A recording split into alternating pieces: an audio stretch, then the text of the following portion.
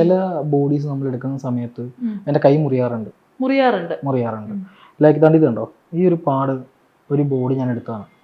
അപ്പോൾ ആ പയ്യൻ സൂസൈഡ് ചെയ്തതാണ്.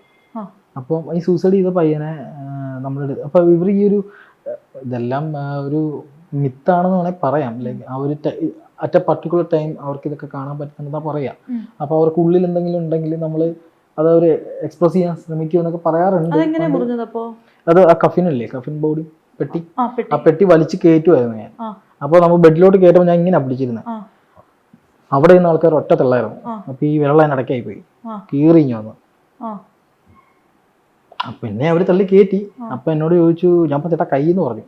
കേട്ടില്ല. പിന്നെ ഞാൻ മെല്ലെ വലിച്ചെടുത്തു. അപ്പോൾ വെളിയിറങ്ങിയ പുള്ളി നമുക്ക് ഇങ്ങനെ ചോര കൊണ്ടിരിക്കുക.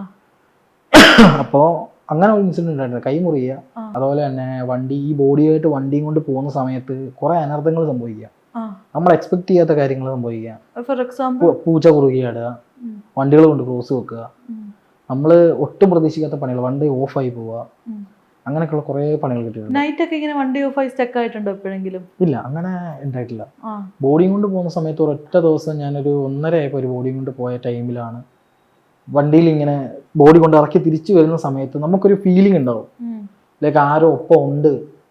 ഇപ്പൊ ഞാൻ സീരിയസ്ലി അപ്പോൾ ആരോ ഒപ്പം ഉണ്ടെന്നൊരു ഫീലിംഗ് ഉണ്ടാവും. ചില സമയത്ത് നമുക്ക് ഈ ഒരു സൈഡ് മാത്രം ഗൂസ് ബംസ് അടിക്കും, ഇവിടെ ഒന്നും ഉണ്ടാവില്ല.